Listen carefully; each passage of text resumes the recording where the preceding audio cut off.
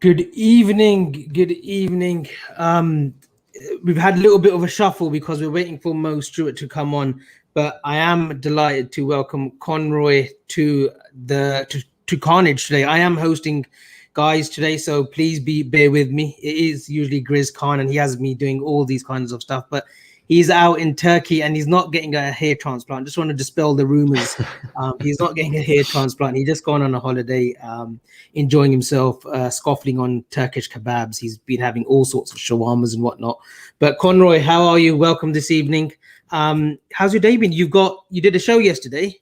You're taking the match ball home tomorrow because you're on with me. So 3 shows in 3 days. How are you feeling?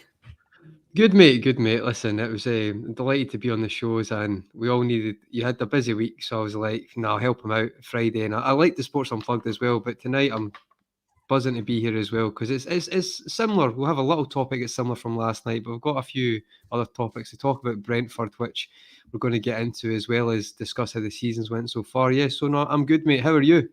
Yeah, good. The weather's warm as usual. And don't complain about that, mate. We have to start heating on.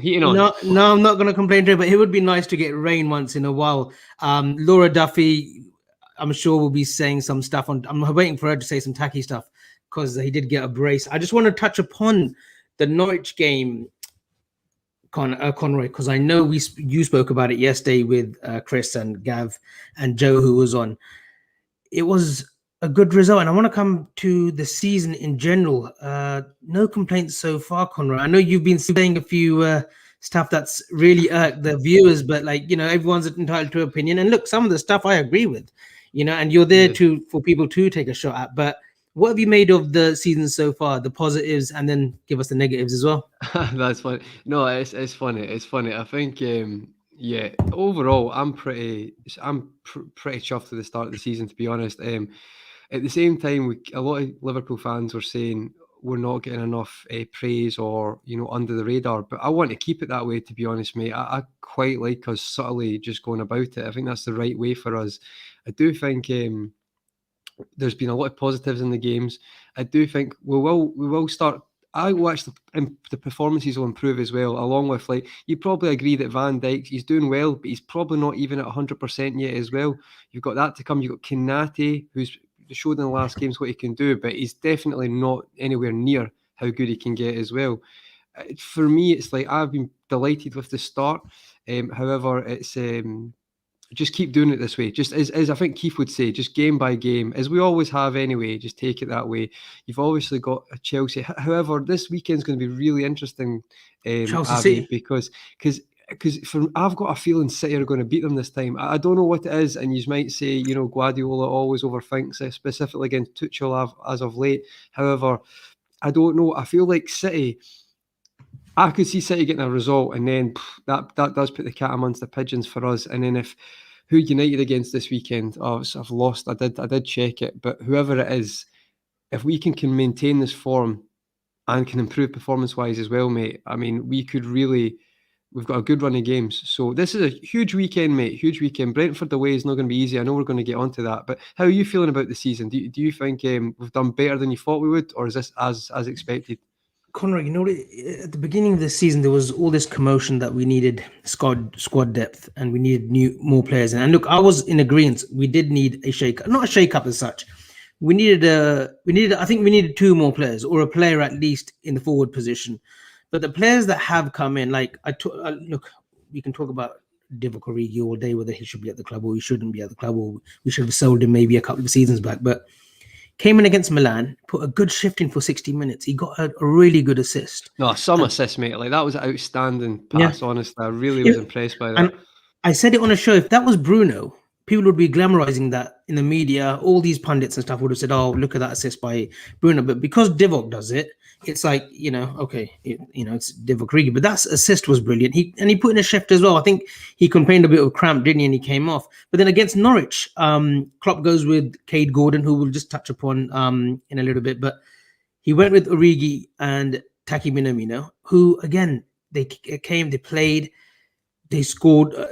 Taki gets 2, Origi gets 1, Origi gets an assist. So they're coming in and doing a job, and I'm pretty sure that's what they're meant to do. Come in, do a job, and provide rest and cover for the front three who are at the moment, or the front four who are Mane, Jota, Salah, and Firmino. But these players below that bracket have come in and done a job so far, and you just hope that they carry on. And I want to bring this next, and Norwich was a great game, but I want to come on next to Origi and Minamino. Do you feel that these two players are far more effective when they're playing regularly and they start? I'm not saying we start them against Brentford, but do they need games instead of coming on every 10, 15 minutes, because they won't get that momentum, or they won't get into their stride when they come on off the bench, because it's, we're either winning comfortably and then it's hard to make an impact, or we're chasing a game, which we haven't thus far this season. But I want to get your thoughts on Origi and Minamino. Do you think they deserve a little bit more of a go in the league?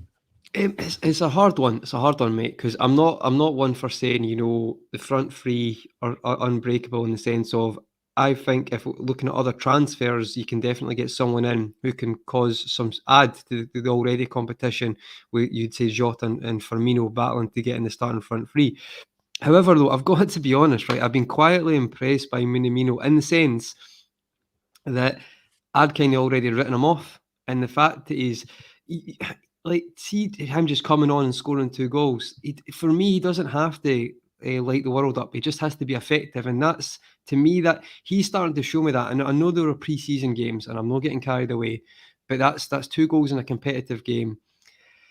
For the thing is for games, look at Tsimikas, Avi. You could say Tsimikas has played a few games, and you can see the instant improvement that's made to him, the confidence. However, with Origi and Minamino, I just don't know if you're ever going to get the opportunity. If you need to stay in the cups if you're going to get opportunity. For me, mate, I can't see. I don't know if you can think of another way, but for me, it's if they can, by the end of the season, if Minamino can, let's say Origi, for example, if Origi can improve his trust from Klopp, that when they need a goal against Brentford at the weekend, that he brings him on, he's probably actually put himself in a higher regard than he's been in the last couple of months.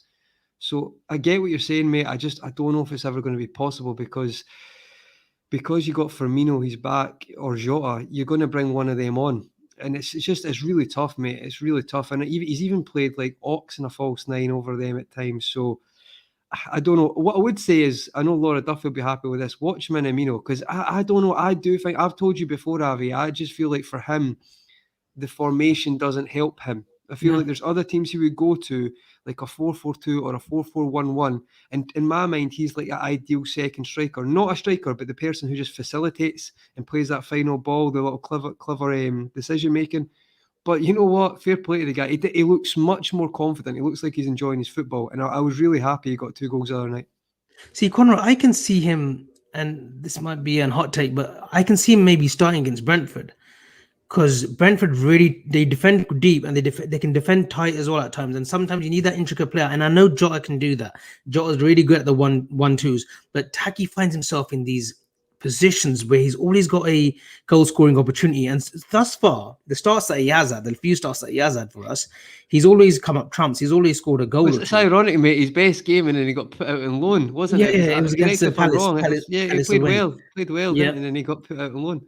And I feel that maybe Klopp might shuffle the pack again on Saturday. We'll come to the lineup. But for me, I think when you're in, and I don't want to say in a rich vein of form, but when you're in sort of like some kind of good form, like Origi and Minamino, it's really hard to displace the front four, because they're always scoring or they're always creating chances. But I think Klopp, I don't know, it might be a confidence thing. Klopp might not just feel, he fully trusts those two yet as in a league game. But in the League Cups, I know we've got Preston North End, and we'll come to Preston in the next round. You fully believe that they will get the opportunities. Yeah. But Sorry to interrupt, Avi. Colin, sorry, mate. You just said Conroy was one game, and Colin, that's a fair point. I just for recently, I was impressed with Taki in pre-season as well.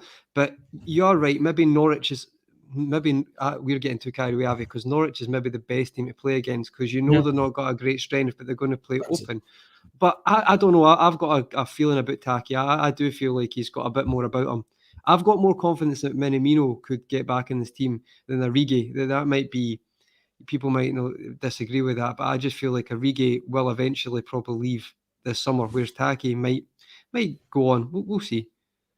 And I want to come to Conroy. A lot gets said about youngsters, and I know Man City have got a great system set up. The amount of youngsters that they're producing, funnily enough, and the money that they spend. But I want to come on Tyler Morton, Connor Bradley, Kevin Kelleher, if I've said that right. Apologies if I haven't. Curtis Jones, Cade Gordon, who all made appearances. James Balagizi was actually on the bench on Tuesday. It was Tuesday, wasn't it? We played, Tuesday, wasn't it? Tuesday, mate, yeah. And I just want to have a word on Cade Gordon, 16 years old, quite, the youngest player to play for Liverpool. What did you make of the youngsters that came on? I was particularly impressed with Connor Bradley. I thought he did well. I know the penalty, but that happens, that sort of naivety, getting over exuberant in the challenge. But at 17, he did himself, no harm. I think he could really challenge Trent, maybe not challenge his position, but definitely be good, cover in the next season or two. I would agree. So we'll get on that in a sec. For Connor Bradley, I actually thought he played with a confidence even after the mistake, and that was, to be fair, I think that was Chris Brack who mentioned that, and I thought it was a really good point. Like he didn't put his head down; he just kept going. Obviously, keeper saving it maybe gave him a new lease of life. To be fair, probably felt like I got away with one there, but just in general, he did look quite confident in his touch and he's just an ability, which he probably should be, but it's very easy to do it in the academy than do it in a competitive game. But I thought I was really impressed with him, and I do agree with that, Avi. Maybe that's a bit controversial from me, but Connor Bradley, of all the players who played, for me, who's got the most chance of getting in this team anytime soon, I say team, I mean in the squad, consistently would be Connor Bradley, because I still look, Milner's our second right back right now, in my opinion. He's not going to be there forever. So Connor Bradley's looking right. I'm 17. If I can keep going by the time I'm 19, 20, I could be the backup. And if it's maybe a bit cynical to Nico Williams, but I just don't think Nico Williams has done enough. Not done enough to impress. He's had in moments, but as you say, I think the commentator Connor will challenge Nico, and I completely agree, mate. So I feel like Cade Gordon, really impressed. Very similar to Harvey Elliott, not as a player, but as the sense of when he was at Fulham. He showed this kind of potential, and people are like, "Oh, this is going to be the next big thing." So I feel like it's really good that Liverpool have managed to purchase another player like that, and we'll see where that goes. But the most impressed I was of anybody was Tyler Morton, to be honest. See, just to come in for the most shortest space of time. He looked assuring, didn't he, Conroy? He looked very assuring. Just his game. He's not trying to do it like, "Oh, Klopp, look at this pass." He's just doing his game. And see, to be honest, mate, I know it sounds simple, but he's like, that's what I am. This is what I'm good at, and that's how I'm going to get a chance to either get a move or get more game time. And I was really impressed. I'm not going to compare because it's completely different. But like, see, like Billy Gilmore when he played for Chelsea. Yeah. You know, I know more about this because I'm Scottish. Obviously, I follow Billy Gilmore more, not because it's Chelsea, but because he's honestly playing for Scotland every game now. He's superb. But when he got a game for Chelsea against us, you could just tell like he was confident and he knew his game. And I'm not saying it was to that level, but I felt there were similarities in that. Tyler Morton knows his game, and I feel like that's a big strength. Yeah. And you'd imagine, Conroy, that the youngsters that played on Tuesday, they'll probably get their chance at Deepdale. The Deepdale is where they play, isn't it? Preston North End. Shout out to Bizzle Bond, the rap battler Liverpool fan. He's from down at Preston, so he's trying to get his tickets for that. So shout out to Bizzle. There's a bit of an affiliation with the Preston North. It's always been a tie. Like they could be in Division 1 or the Championship. There's always it's always a great tie when when you face like a Preston North End. We've seen past players, managers. Bill Shankly played for Preston North End. He won an FA Cup. Won another sort of, I think he became runners-up as well a season before or after, but Neil Mellor, Sepp van der Berg, who I believe will get special dispensation to play against Liverpool, but that you'd trust the youngsters to go again, wouldn't you, Conroy?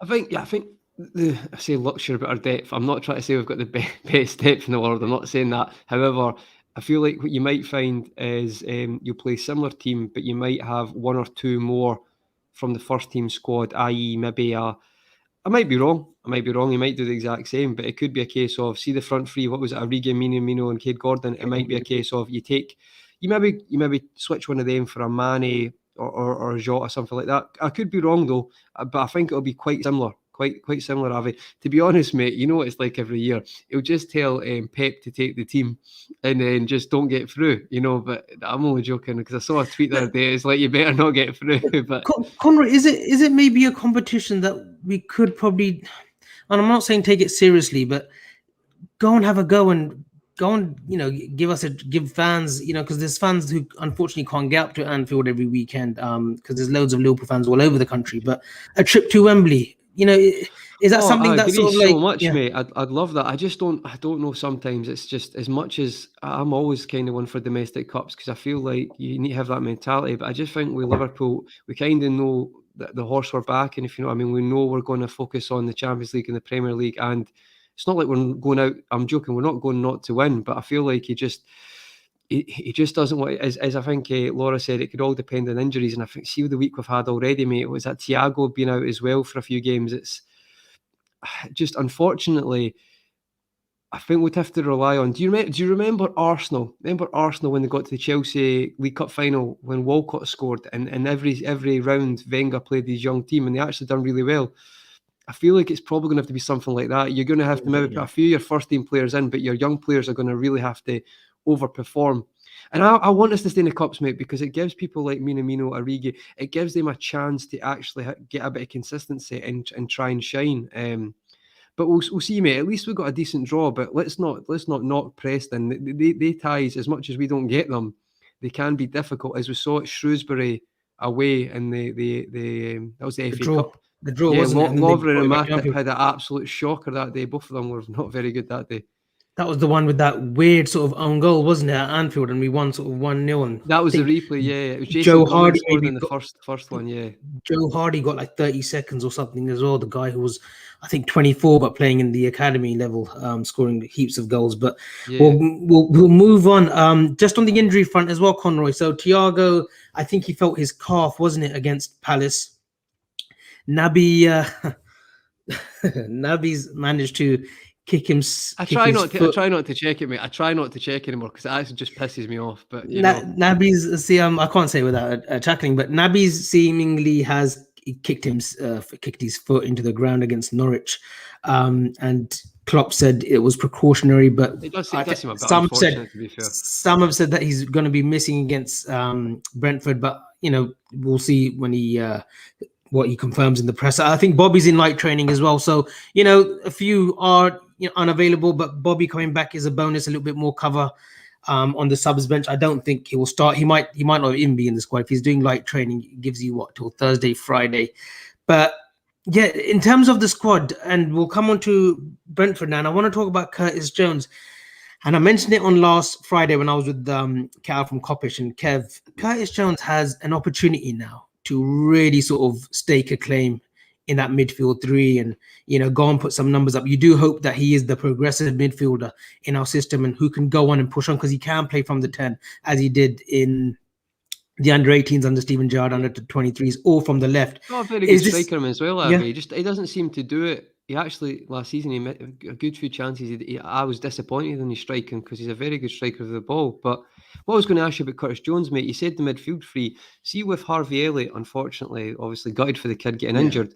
Do you think it's maybe that, not the injuries revitalised Jones, but it's gave him an opportunity to even replace it on that side for Elliott or the left side, and kind of they're not the same player. But do you think that might actually, he's got opportunity now to kind of push on with that after the unfortunate injury? I think he has, and I thought he played well against Norwich. I thought the cameos that he has come on for Liverpool in the league, he's been really good as well. He likes to give and go. He looks for the pass. He always looks for a forward pass as well. He's not very much, mate. Yeah. I think last season we saw a disciplined side where he was a little bit more cautious, but maybe that's the role that he was given. We know that Klopp's midfield is really structural, more workmanlike than seeing the flashy glimpse of flicks and tricks here and there. With Curtis Jones, we saw a more disciplined player last season who was covering kilometers as well. Let's not forget about that. No, I he was agree. covering a lot of grass last season, and again this season, I think he started off well, but again, I think he's got to come in contention for Brentford, hasn't he? He's got to be in that midfield three. I would presume alongside a Hendo or a Fab. But knowing Klopp, we don't know what he might chuck out in the air. We'll assume that Thiago and Keita aren't going to be in the squad. We'll just assume that, and with that being the case, that I feel like he trusts Curtis as well. And I think it's a really good point, mate, to say he had to be a bit more conservative at times last season. Because if you remember, see the Sheffield United game away, I feel like we tried something a bit different with the fluid formation that day. And you saw him bombing. You saw him bombing up in the box quite a lot, and he looked very good. So I know some people maybe don't love Curtis Jones in our team, but for me, I think there's a lot of potential there, and definitely could see him start. I'm just trying to think of the options off the top of my head. You've got Henderson, Fabinho, James Jones, Milner. Yeah, James Milner because he's back from the illness. Ox. Yeah, to be honest, mate, I think Jones is definitely within a shout. But you know, as you said, Klopp might pull something out as he does. Conroy, why do you think there is and I know it's throughout the summer, and I put a post up on Curtis Jones that a lot of sleeping on him, because I think this is the season where we see him in a more progressive position in the Liverpool midfield, or even off the left. Why do you think there is a sort of like not sold on him yet? He doesn't do it for us. Why do you think there is an agenda amongst some fans? I'm saying every fan, but some Liverpool fans are a bit like, no, he's not. And he's what, 20 years old? He's 21 in January, I believe. So he's 20. I don't really know, mate, to be honest. I actually thought last season I maybe named 4 players. Take away the last couple of games, we got it right, but it was not a great season. And I would say there's maybe, performance-wise, there's maybe 4 or 5 who I'd said, had a pretty good season. Maybe I'm being generous. I'm not saying the one overall wasn't necessarily that bad, but let's be honest, quite a few players had poor spells. I'd say obviously Salah had the top season, Fabinho in different positions, but I thought Jones was right up there. Jota as well, obviously, but I thought Jones had a very good season. It gave him the opportunity, showed what he could do. I was very impressed. I don't know why that's the case. I feel like, even if you watch his academy clips, and I'm not saying it's the same as football, but I feel like he showed me enough. Like the Ajax game in the Champions League last year, he showed me enough that he's got a lot in the locker. I don't know if it's maybe just, Harvey Elliott from you bought him at 16, this guy's going to be the next big thing. If maybe that's just the narrative suits more, and then it's easy to forget about Jones. But I thoroughly like him as a player. And as I say, his shooting is very good. I think people maybe sleep on that. He just has to... Confidence may be the wrong thing, but I remember that Ajax game, was it Ajax, I think, or it might have been a Premier League game, he beat 2 men, hit it from outside the box, and it was a terrible strike. And I was like, mate, you've hit that in the top corner hundreds of times, and I just feel like that's maybe, he could just shoot a bit more. I would say. For the under 18s and sort of under 23s during that Gerrard era when he was manager of the Liverpool youth setup, he was getting 15, 20 goals. I think he scored a hat-trick against Napoli. He did shoot the other night, to be fair, Avi. Sorry. Yeah. He did do that. He cut on his left and he did shoot the other night. So take that away, that game. But I think he can shoot more. He had a few, I think he had a couple of shots against Palace as well. That, and a little bit more in with the angle and whatnot. It's on target. But I think he's going to be a little bit more daring. And Kieran B makes a great point. Curtis could be a goal-scoring midfielder for us in the coming years. Has an eye for goal. And I want to allude to this. He was always a forward player, playing in that sort of 10 in the academy. And he was scoring 15, 20 goals. I remember him scoring a Champions League hat-trick. I'm pretty sure Laura could probably correct me, against Napoli. And some fantastic finishes. And he was always getting sort of like 10, 15 goals a season for those 2-3 years when he was at the academy. And he's a player that I feel that other clubs and other oppositions, because when we hear the words of Mason Greenwood, he's generational. And, the youngsters that are coming through from United, maybe the Chelsea's now, Man City's, that people are saying, oh, no, Curtis Jones is not on that level. But it's different, isn't it? It's different systems, different managers, different styles. Yeah, I think, just to clarify the comments there, what I'm saying is Harvey Elliott's been outstanding this season. I'm not comparing. I'm just thinking because of that, I think it's very easy, if I remember worded that correctly, it's easy to forget the effect Curtis had last year. Because bear in mind, last year we were talking about Foden, Greenwood, and Curtis Jones was in that conversation. Yeah. Because this young guy, Elliott's just, had a barnstorming start to the season, it is easy. We're so quick in football. It's moving constantly, and I feel like because of that, I've not forgot those comparisons, Avi, and I feel like you talk about Foden. I actually do think Foden's exceptional. Like, I think his movement's unbelievable, and for me, Liverpool last season, out of all the teams, Greenwood, Foden, and Jones definitely had the hardest job playing for the team that was losing players left, right, and centre. So I feel like context has to go into that, mate. I completely agree. Even I forgot about Jones at certain points, but I really, last couple of weeks, I've been reminding myself, I think he's very, very good. And you talk about getting goals from midfield. That's a great point, because that's something we've definitely lacked over the years. Yeah, and it's something that we need to. I think Fabinho's got a goal now against Leeds, isn't he? Naby scored that wonderful volley. That celebration was just gold dust against Palace, and we do need a little bit more from our midfield. You feel like this season, but as long as Salah, Mane, Jota are scoring, and Bobby chips in, I think we'll be fine. I want to come to Diogo Jota, Conroy, because I thought he snapped at that chance against Palace. He should have really scored that. Is there any slight issues? I mean, I've seen a different. We're in a WhatsApp group, and I've said we're seeing a different side with Jota this season. He's more productive. His work rate's gone up a notch, and he's looking for the ball more deeper, where he can run with the ball. We can get into that sort of final third. It's not been a stop-start as well. He had a stop-start year last year at times. I thought it was a bit unfair, but with the injury as well. Yeah. But there's a comment here on Free World who said Jota is off form clearly. Is that how you feel, Conroy? Do you think he's adapting his game even more now?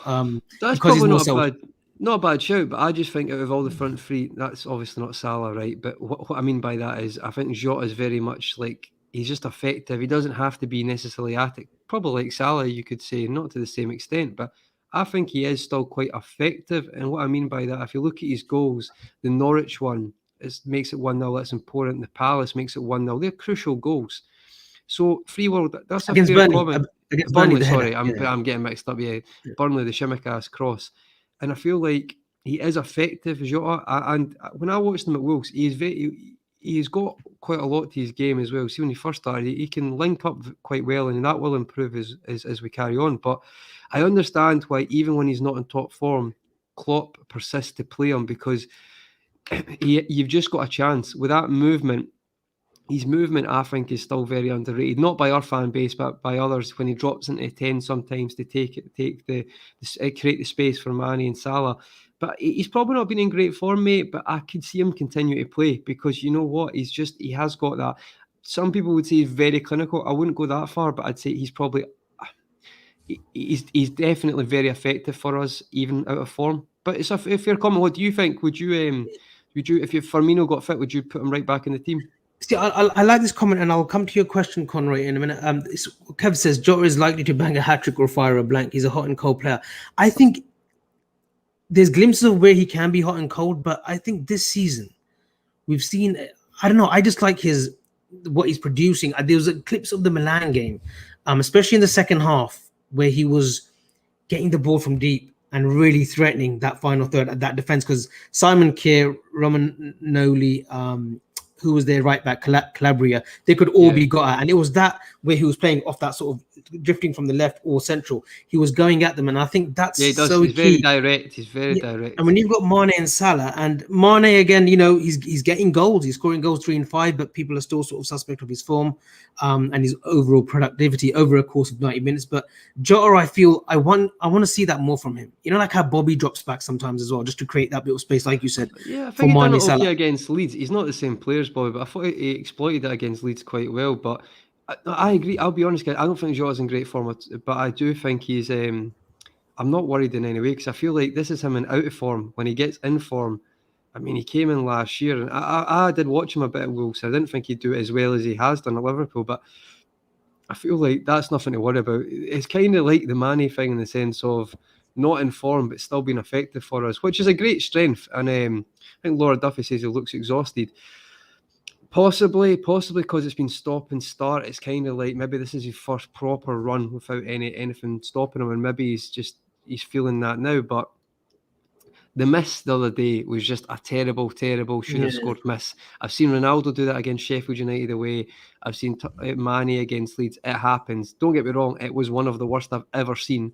But on the half volley, it's probably easier actually because the keeper's on the deck, but it is what it is, and it happens, and it didn't matter because Sadio saved them with the goal. So no, nothing to worry about with Jota, but fair points, mate. Even though I do agree with you, mate, I just feel like Klopp just likes to play him because he can be that fox in the box at times and get you a goal when a team's got the low block, and he has been very effective. It's funny how one of the comments says Jota misses too many chances. It's funny you say that. I'd probably agree, but I think all our front three miss chances. Like, I'm kind of normalised to that being a Liverpool fan. I don't know if you feel the same, Avi. I think Salah's become absolutely ice cold this season. I mean, he always has that in him as well in the previous seasons. Obviously his goal scoring records, suggest that, of course. Yeah, but he has had moments where it's like you wouldn't always trust on one-on-one. Like he does, but this season Salah's been clinical. Every chance that he's got, like real sort of chance one-on-ones or a chance where I thought that finish against Palace was a brilliant finish. 6 yards, 7 yards out, but the controlled volley. Like we've seen people like Skyders, like Jota did a little bit in the first half. But excuse me, mate. I agree. Thanks, mate. I thought it was no. I'd say someone said a comment the other night. I've watched Salah and analysing all the time. I'd say he's probably the most well-rounded he's been now, and even his decision making is good. And I don't just mean in front of goal, because I still don't think he's like the best finisher ever. I'm not saying that. Like, I know people will try and compare because his goal record's insane, but I would say, like, even his decision making at times, like his passing against Leeds, he probably should have got about 4 assists. He's making the right decisions constantly now, and this is the most well-rounded I've ever seen him, and that can only be good for us. So it's really great. Yeah, and that leads me to the next, obviously, topic, the game on the weekend, which is a 5:30 kickoff, I believe, back home, isn't it? So it's a little bit, later for me, 9:30. But I want to come to Brentford because it's a real interesting story. Their owner, Matthew Benham, who actually owns FC Midtjylland, I think. If Laura wants to just confirm that as well in the comments, he owns both clubs. So he's the owner of Brentford. He's a lifelong Brentford fan. And the story is, Conroy, I'm not sure if you know, but he took a 700k loan out. And the person or the institution that he took the loan from, he goes, I'm going to turn this into 100 million. He didn't turn it into 100 million. He turned it into $300 million. And it enabled him to buy Brentford Football Club. But there's a story to this. So he had a mentor called Tony Bloom, who is also the owner of Brighton, but they fell out. So there's a little bit of rivalry there now between the Brighton owner and the Brentford owner. But he's done quite the job. He took over in 2012, so it wasn't plain sailing straight away. It's taken probably the best part of 7 years to get to where they've needed to. And with the appointment of Thomas Frank, who's another Danish manager, they've worked out a system, and he's a man of few words, Matthew Benham. The research that I've done of him, but he is a very analytical man, data-driven. That word again, Moneyball, comes into play. It does seem that the most successful projects or structures are this, where they buy young. They only buy between 17 to 22, develop that player between those ages, and then sell him on. Saeed Benrahma, I think, was bought for 2.7, and he was sold for 30 million to West Ham. Neil Maupay, who came from, I think, France for 1.7 from Lorient, I think, sold for 20 million. And forgetting the other player. Watkins. Ollie Watkins, who went to Villa, again, brought him on the cheap, I think, for 3.7, sold him on for 30 million. It does seem that this structure, this model, is something that has made them really successful, have brought them into the Premiership. I thought they could have come to the Premiership the season before, but they lost in the playoff final, didn't they? Because it was the left back scored twice for Fulham. Yeah. And then they lost that, and then they came up last season. But what have you made of them so far? What have you made of their team, the wing back system? I know he plays like a 4-1-3, 4-2-3-1. He likes playing a wing back system in transition, defensive transitions. Yeah, I want to talk about the wing backs as well, because one of them obviously came from Liverpool. What have you made of Brentford though so far in the 5 games that you've seen them?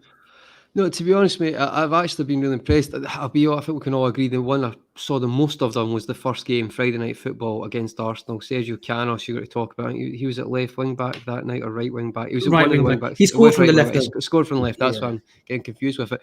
But I was impressed. It was actually fair play to the commentator at the point of this out. It was like when you say it's a 4, but sometimes it's a transition from a 5 to like a 4 when they're attacking, which I found all those transitions and patterns of play. I find that quite fascinating, as I told you off camera. And I quite like when I've heard Thomas Frank speak and the way he talks about the game. It's very interesting. But for me, it was really the most surprising thing is, right, I'll be honest, didn't watch lots of the Championship, watched the highlights. Ivan Toney and Mbeumo up front. There's pressing, and then there's the pressing and hard work they do. And everyone can work hard. They should, they're footballers, but the actual pressing is ridiculous. And I was surprised of how much of obviously they're quite tactically fluid and moving, but as a unit and as a team, it's like they should all be working for each other. I get that, but to me, they just seem... It's outstanding. I was very impressed with that, because I was expecting to see a team, a bit like when Norwich came up and Pukki had scored the goals for Norwich. They've got to try and play to his strengths, but it's very much not like that. And even with their active pressing and then at times the possession-based football, because there was moments against Arsenal where they controlled it quite well. Because actually, see when they scored the first goal, I think Mbeumo, he done Ben White, and they actually probably should have made it 2-0 earlier in that game. I was really, really impressed, and I caught a bit of the Wolves game. Now, correct me if I'm wrong in the comments. Did Brentford go down to 10 men at the weekend, or am I getting confused? I might be getting mixed up with that. But they won 2-0. Baptiste got the red card, I think. He did. So because of, if you actually look at Ivan Toney's pressing and work rate for that team, it's like he's at left back at one point. He's actually coming at left backs. Unbelievable. Him and Mbeumo do like to drop in that 10 as well. When they played against Arsenal, they did that quite well. The goal, especially Mbeumo. The goal comes, so sorry to interrupt, Avi, but so basically Tony's out wide left, comes in. It's a stupendous pass, and people might watch it and think it's easy, but it's all about the timing to make sure he's onside. Right foot, sweeps it inside of the foot, back post, and Mbeumo's there, just like you said, mate. It's a kind of bit like, remember the split strikers? It was like that. It was like when they went to 10 men, they played that way. And yeah, Toney, I think a few people said this summer, would it be worth a shout of a Premier League team's looking at him? I think it was 30 million they were saying. It probably wouldn't have been a bad decision, because I feel like he's still early, but he's proven it. Again, someone could come in the comments just to confirm. I think he came from Newcastle originally, Ivan Toney, and he's been scoring goals at the lower level as well. So. Yeah, he was at Peterborough for a bit as well. I don't know if he was on loan at Peterborough, but he definitely played for Peterborough for a bit, because someone was telling me about that. So yeah, what a rise in his career. And Thomas, there was an interview that they did, I think, earlier on this season, or just before, during their pre-season Brentford, and he says, my philosophy is simple, but it's effective. We can talk about the pressing, and like Kevin said, there's a method to their pressing, and that's so. It's an easy word to say. Oh, they press well, but there has to be homework done for that. You need everyone on the tune. You can't just work. You can't press individually. You got to press as a team. And there's certain variations and variables in for teams to enable that, and he does it really well with his team, and they're very structured as well in defensive. He keeps a nice midfield shape when they're in a defensive transition. And just with Thomas Frank, he said, I want my players to be comfortable all over the pitch. He said, if I have an injury crisis, I want, Ivan Toney to drop in midfield, and become that midfielder. I want every player to be interchangeable in their movements. And it's kept them in good stead. Defensively, they've done well. I think they've only conceded 2. They've got 2 wins on their belt. They've got points on the board. But is it refreshing to see teams like this in the Premiership, Conroy? Instead of, I don't want to keep harping on about Burnley and Sean Dyche, or Leeds to a certain extent, even though Leeds do play great football, but of late you've seen this sort of dirty side to them. Is it good to see Brentford, who just are coming out to play, just like with Arsenal? They didn't fear Arsenal, and I know Arsenal are not a great team to put a pedestal to, but they're coming and they're saying, look, we're going to have a go here, a bit like Norwich, but Norwich are very naive. But Brentford, there's methods to every set of their plays, defensively. I absolutely agree, mate. Like, to be honest, it's probably going to be a bit unpopular, maybe not with Liverpool fans, but I get really, really pissed off with the kind of divine right football fans you get. So I've heard a few people say, I want Notts Forest, I want Leeds back in the lead. And in my opinion, football is a competition. So the reason the English football is the way it is, and the pyramid scheme, is anybody, if obviously it comes down to money as well, but now and again you get someone who can manage a team, get them to play better and overperform, and then follow a system that works. I prefer that 9 times out of 10 to like don't get me wrong, like the atmosphere is great, Leeds, but people like hating on Bournemouth when they're up and stuff. I couldn't fathom it. I was like, a team's coming here to play great football and smashing some big teams while they're at it. By the way, I mean, I say this all the times, but I remember that game. 4 times they beat Chelsea. 4 times they beat Chelsea in 5 Premier League seasons. I still remember that nightmare game that Bournemouth had against us. They beat us 4-3. Yeah, Carries. Yeah, mistake. Anyway, the less said about that, the better. No, anyway. but what my point is, it's like Bournemouth probably were the first, because Blackpool tried to play that expansive way and it didn't last. They ended up going down that season, losing to United in the last game. Bournemouth, 5 seasons in the Premier League, doing that. I think Brentford, it's a bit different, but there's still, as you say, there's no naivety. They're just trying to play their football, but they've got a bit of adaptation to it. Probably could look at, even though it's not the same route, kind of what Brighton are doing, changing up a bit, but I know how they kind of maintained their position first.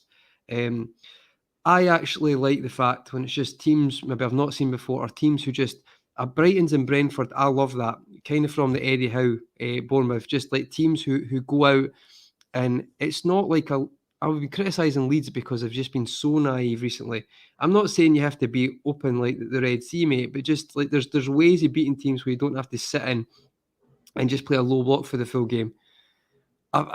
People might disagree with that. People might say, well, if you like Liverpool, for example, you play a low block, that's your best chance, and that's fair enough. But I'm enthralled by teams like Brentford, and I find it fascinating to learn about how they're going to play, how they're going to approach the different games. And yeah, I don't know if you agree, mate. I prefer it like that. It's a competition at the end of the day, so the teams who get there deserve to be there.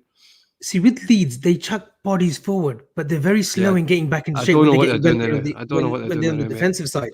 But with Brentford, they're very quick in getting back into their shape. If they commit bodies forward, they get back into the shape. And that's one thing that Thomas Frank said. He said it's all fine playing good football, high octane pressing football. But when we commit forward, you damn right, pretty damn well sure that we'll get all our shape back as well when we're defending against teams as well. And I think Arsenal had a massive problem, and Arsenal couldn't create that first game of the season. They couldn't create anything in edgeways. They were literally stuck on what to do, and they had players on the pitch who could have caused issues, but they just couldn't. Thomas Frank had his system set up, and against Wolves as well, very well organized. And Wolves have played good football. I know they've lost a few games, and they're still finding their way under the new manager, but they actually played well, but they just couldn't carve them open. They couldn't literally find any space or any chances against Brentford. I thought Brentford did really well. I want to come to our lineup, and we'll come on to a prediction. Can I just say one more thing, Avi, on that? Of course. Just see, it's like the thing is that works. I think someone said about Leeds last year, and maybe say the same about Brentford. It's still really early, but the one thing is, it can work in the first season as well. But you need to be able to adapt as well, because you've got literally millions of pounds spent on staff to analyse your game, to find weaknesses. So it'll be like that as well, mate. I feel like even Potter's had to adapt a bit at times. So it was just to add that that's the fascinating thing as well. It's like, just to say Leeds finished the season really well. And it's like, I don't know if Bielsa's kind of got stuck a bit now, because he seems to do what he was doing at the start of last year and being more open. They have got a lot of injuries, to be fair. That's what Joe was saying last night. But it's a strange one, mate. I guess sometimes a lot of people are saying that now teams are against Leeds are playing their fittest or the best anti-pressure players, press resistant against them, and matching them, and it seems to be working. But I think we'll find out. I think, Conroy, what it is, or teams can get found out. Teams can get found out, and I'm gonna go back to like when Klopp came in and we were high on this Gengen pressing and pressing galore and intensity levels. And there's a question there as well: can Brentford last the intensity? We changed a little bit in tact when we brought in Fabinho and onto that 18-19 season, then 19-20 and so forth. Do you think that teams like Leeds, Brentford, say they have a great season? We saw it with Chris Wilder at Sheffield United, didn't we? That first season, they were brilliant. They could have got top 4. They literally could have. Oh no, the what do you call it? Overlapping centre backs, mate. Honestly, Scotland have used that way. They've used that with Tierney and Robertson. That's what Tierney does when Robertson comes in. They actually use that now. And second season, they just couldn't get a win, could they? And they had to get rid of. Got rid of Chris Wilder. I think COVID hit them hard in the sense of no fans really. I know people say, "Listen, I get that," but Sheffield United, Bramall Lane, it was like the fans were very, very important. It's for everybody, but I think specifically for them. And when they talk about like Leeds, and look, I'm a big fan of Marcelo Bielsa. I was a big fan of him Same here, man. Atletico Bilbao. He done some wonderful things there. Obviously with the Chilean national team as well, Argentina and so forth. But are they naive? I've spoken to Kevin about this. Kev O'Sullivan, who's in the comments last Friday. That's stubbornness, isn't it? Not wanting to change. Believing in your philosophy is one thing, and believing in, plan A. And look, Klopp does it, Pep do it, but they do tweak it. Pep sometimes overdoes it, as we've seen in the Champions League final last season. Yeah. Klopp sort of tweaks it a little bit, and we've seen the great changes that it has made. It's brought success.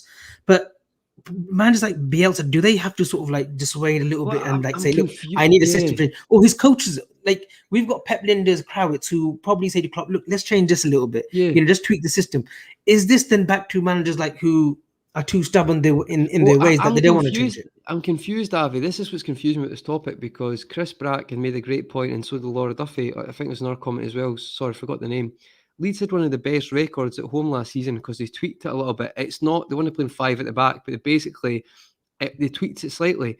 So this is what I can't get my head around, why he's doing it right now. Maybe it is personnel, but I don't know.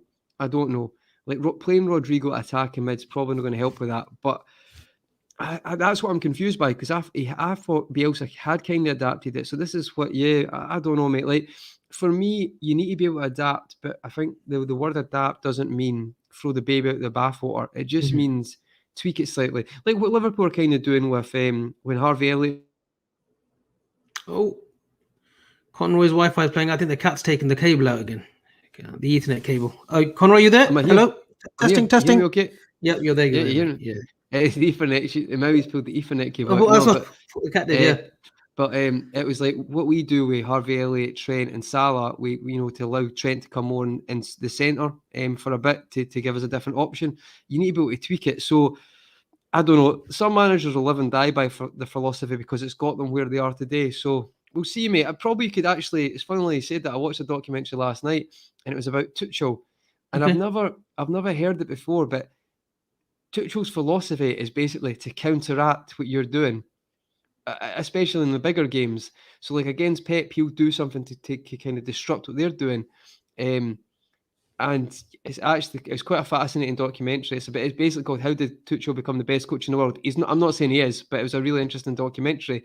And it was like, it's really funny how we talk about all these philosophies, and he obviously has a philosophy how to play, possession based and the free at the back he's using the now. But it's really interesting how he'll focus on, like, if it's a big game like Man City in the Champions League final, he'll focus on how to really just put them off their game, and found that really interesting. And it's quite funny.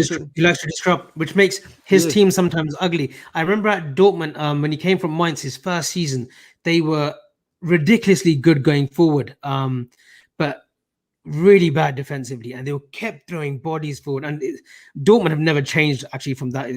If this season proves it under Marco Rose, they're still doing the same thing. But he's one manager that has adapted. That PSG season when they got to the Champions League final, if you look at all the games leading up to that final against Bayern, he was very negative in his tactics, but he was reading his opposition. That's when he took over Chelsea. I mean, they're not the prettiest team to watch. They can be pretty when they want to be. I thought the Arsenal game away this season, they looked really good. I thought against us, we saw a clinic put on by Tuchel in the second half. Yes, we should have won with 10 men, but let's make no mistake, the shape that he had, the shape that he set up for that second half with Thiago Silva as well as experience in that. It's easier to do that with Chelsea, isn't it? And when you've got Mbappe and Neymar, it's definitely more difficult when you've got a glamorous team like that. And I'm not saying they're obviously all great. Poch is finding that out, isn't he? Yeah. But the Kev, I think it was Kieran B. It was just on...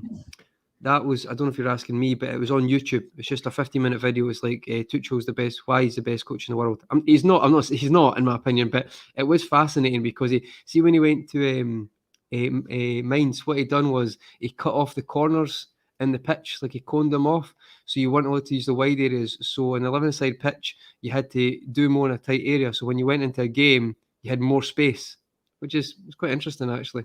Yeah, fascinating coach. Fascinating. Unique. There are some great managers who will put in some great ideas. I mean, Dortmund have got a great setup. Even in their training, the little, I'm not sure if you've seen it, but these little sort of circular, it's like a circumference of a player who's got to hit these targets in squares. I mean, they did it with Kagawa, Marco Reus. They were using it back then, and they still got it here. And I know at Kirby, they've tried to implement something similar. It's like a passing zone. You've got all these squares that flash up, and you've got to hit the ball in those specific targets. But no, it's innovation. Hoffenheim done that as well, mate. I love Nagelsmann. I think when Nagelsmann was there. I think you're right when Nagelsmann was there. Nagelsmann, you see what he done at Hoffenheim? He basically he got a pitch, and he basically like squared off what your area would be, and he said just focus on that area when they're playing a game. And I found it quite. Obviously, you're not going to be that regimented, but it was basically in certain key patterns of play, this is where you would go, and I find that really fascinating. So Nagelsmann's the one for me to watch for the future. It's probably really obvious, but I think that guy's very special. You're talking as if that's the next manager that you'd like at Liverpool. Well, Conroy, I wouldn't shoot it off, but I'm not going to get it. I love Klopp. Let's not. Klopp's the man. No, let's not dissuade. But I want to come up to lineup. We can do this together. The lineup against Brentford. It picks itself at the back five, including Alisson. Picks itself. Alisson, Trent, Matip comes back in after a week rest. Unless he's got something's happened, I'd say he comes right back in, mate. And then we've got Van Dijk, and then we go with Robertson. You presume Robert? But I'm obviously going to say Robertson, right? But I've got to be honest, it's a strange one. I feel like next week he's going to Champions League is next week. Am I wrong? Yeah, Porto. I think who's it? Porto away, is it? Yeah, he's going to play Robertson that game, 100%, no doubt. Like he's unless people disagree, I think he's definitely going to play Robertson in the Champions League. You saw him against Milan, quality, outstanding. For me, it'll be Robbo. Robbo's the best left back, but I can't dispute the form of Tsimikas. I think I'd be stupid if I said that. And they've both played about roughly the same minutes because Robbo came on against Norwich, roughly about the same. Is there a case that, and I know you've got your allegiance towards Robertson, but I just think in general he's a much better left back, but you can't discount the form of Tsimikas. That would be unfair. But is there a case where maybe later on the season, maybe towards Christmas time, that Tsimikas could be first choice, or Robbo's still first choice for you? Well, what I would say, mate, is how good was Robertson against Milan? Like ridiculous, right? Yeah. And I feel like it's. I just think sometimes it's really easy because it's. I'm surprised sometimes the fan base. It's really easy to forget that Andy Robertson is like being outstanding, and his numbers are better than any. I'd argue he's up there, probably one of the best full left backs ever in the Premier League. People might think I'm being a bit reactionary, but this guy's got 39 assists. That's ridiculous. A key moment for me against Milan was we were tiring towards that second half, but Robbo literally got the ball and he just 2-3 times he did just to get us out of it's a bit of respite, a little bit of rest, and he just bombed forward that left hand side, just ran the channel and just ran, and that for me was like that's what we need.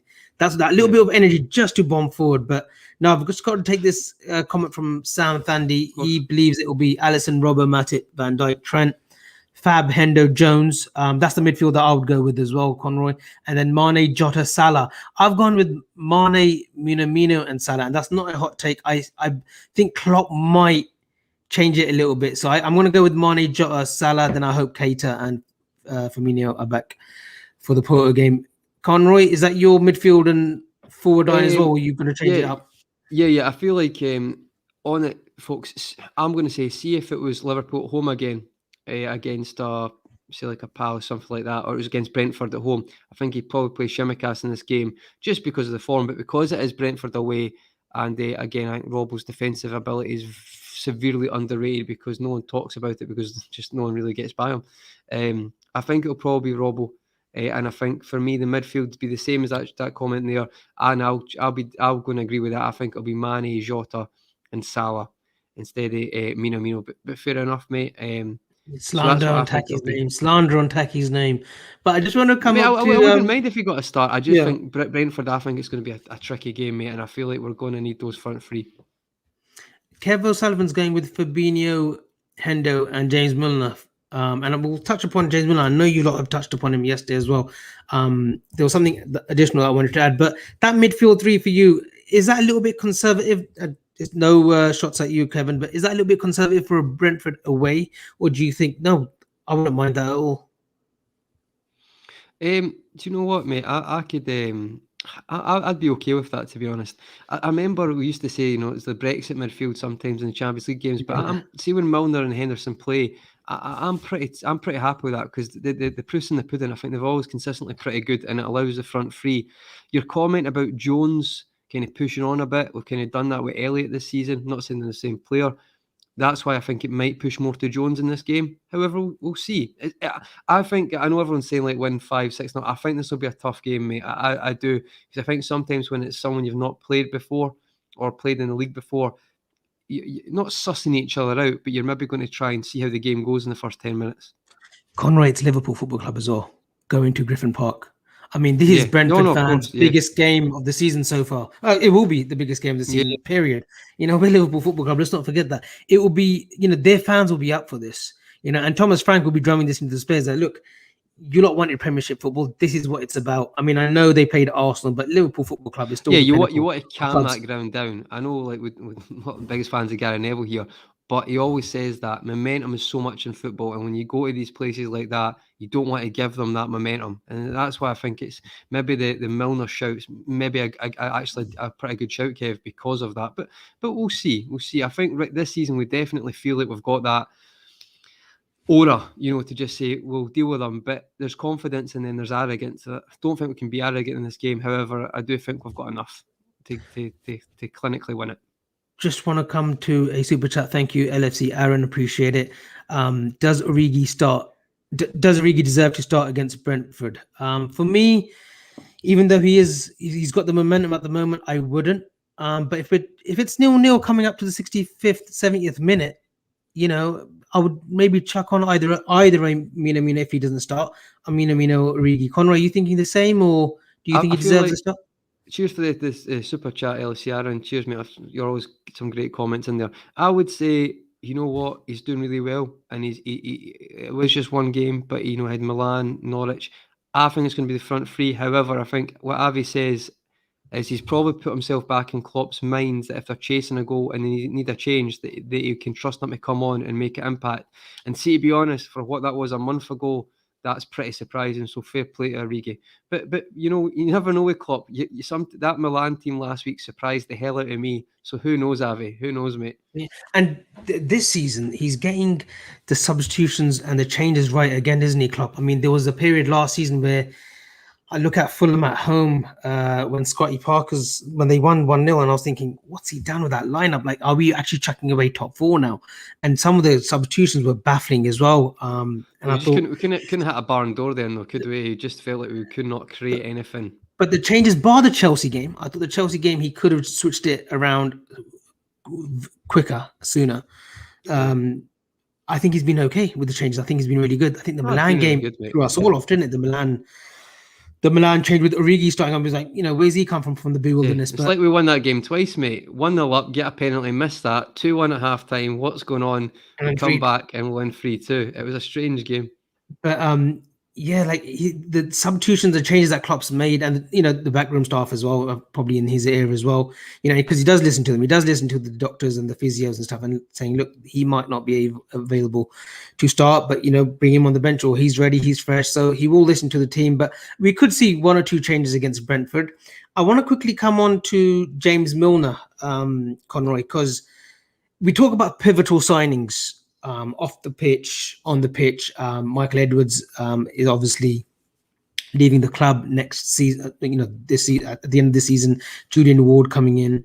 We've made a few changes in the academies and whatnot, but James Milner, he's one that I think could be one of the most pivotal signings over the course of the next 5 to 10 years, and such that I believe he should be included in some high regard position in the academy setup. Every young player right there on Tuesday who played for Liverpool and who came on, Tyler Mortons, your Cade Gordons, your Musialowskis, your Balagizis, your Leighton Stewarts, your Connor Bradleys, they should use him as an example. A teetotal footballer who's prolonged his career. He's 36 now. He could probably play another 2 years. And I'm not even joking. He can probably do another 2 years in the Premiership. You saw his performance against Palace. I thought he was brilliant, Conroy.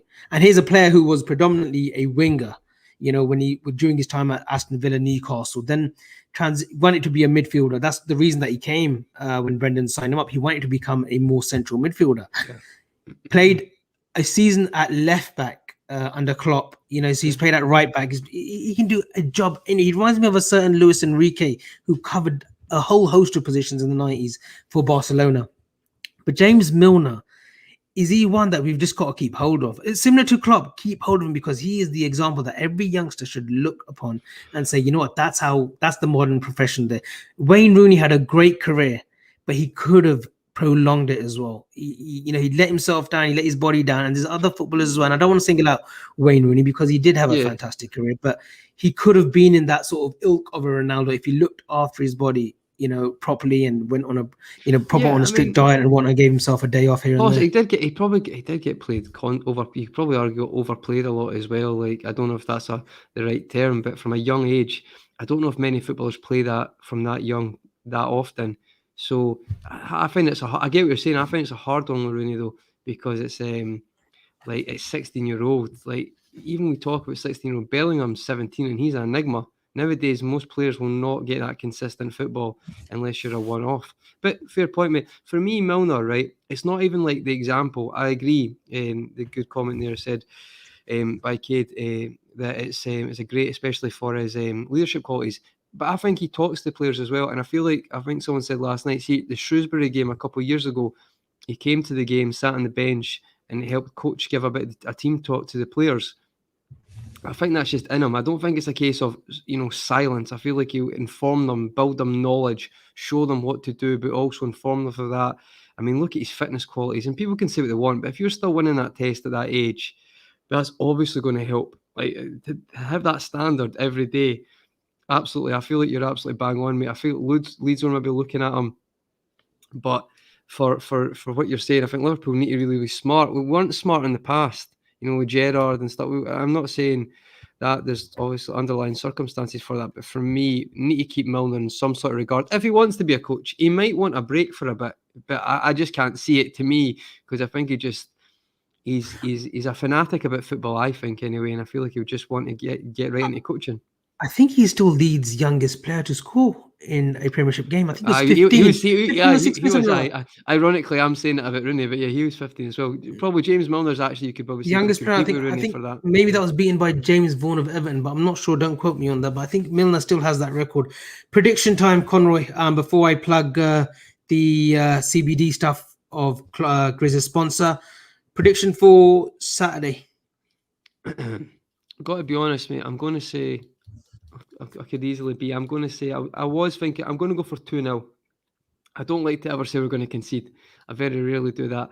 I think 2-0, not like a walk in the park. I think maybe get the first goal in the first half, and then towards the end of the game, get the second goal. So I'd go for 2-0, mate. I'll say Salah with a double. See, because you said 2-0 is boring.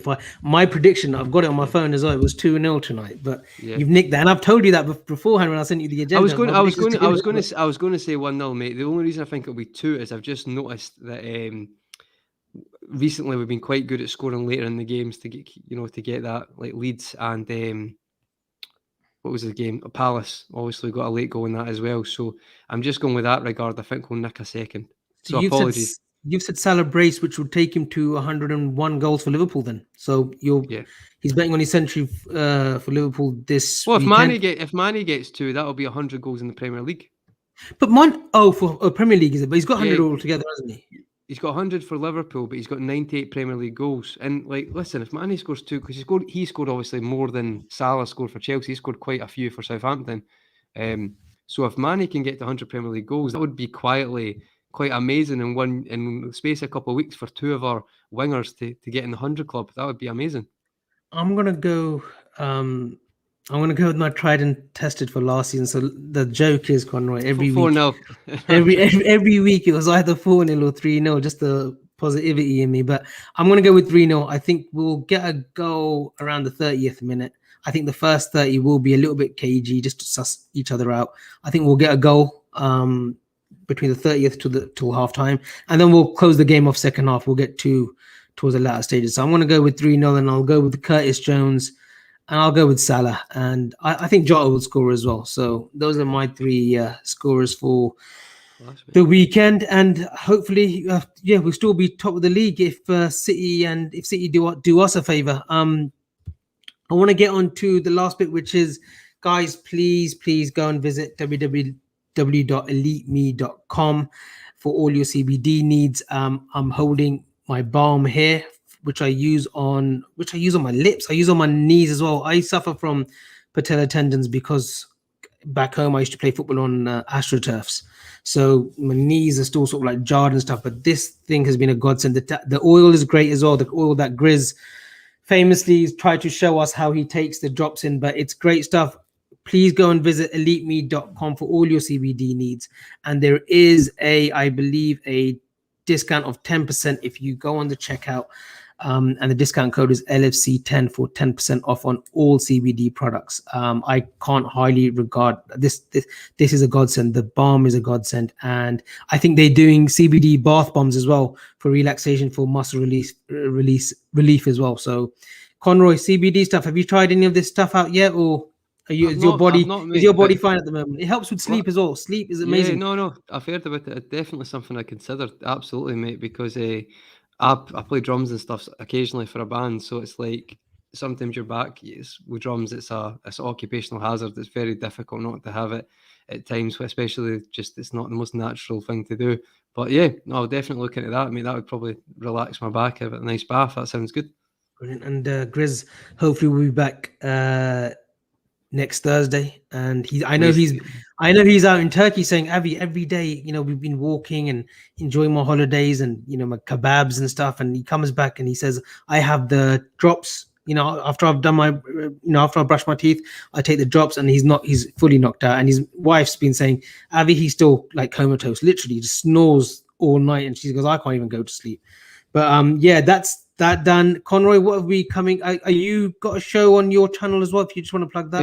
Oh sure, if you want to come over, just Conroy Talks on YouTube, the channel. I think you'll see Gav, and I've not even announced it yet, but I think next Monday, Gav, Keith, and Finners will be on next Monday. I've not even picked the agenda yet, but it'll be about Premier League. I'll probably focus on what happens at the weekend. So next Monday at 9 p.m.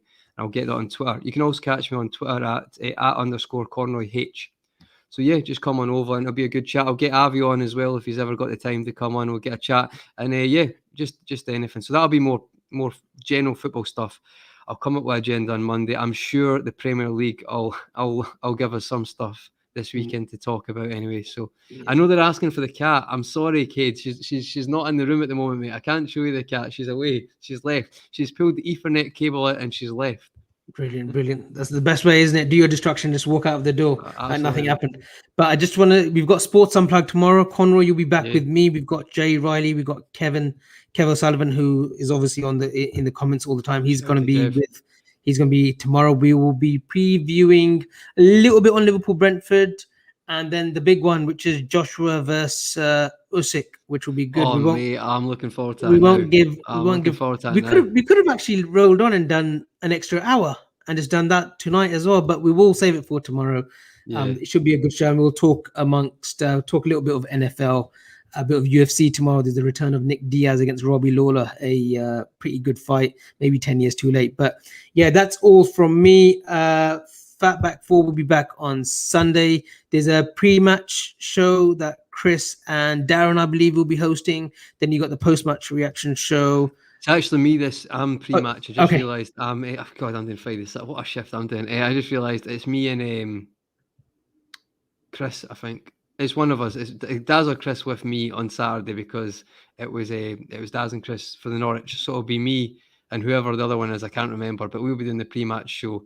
So if you want to see my face for 3 days in a row, feel free to join. Listen, you've got your hat. So you're doing 4. You've got the quadruple now. If you're doing Saturdays, you're picking up some awards there. Listen, mate. You need to listen. It's all good, mate. It's a pleasure to be on these shows, and the community is great. So happy to be here and looking forward to it. Brilliant. Thanks once again, guys, for tuning in. Grizz will be back next week as your host, and that's when he loves doing that Zoom and stuff. But for now, thank you. Good night. Stay safe, stay blessed, and we will be seeing you tomorrow.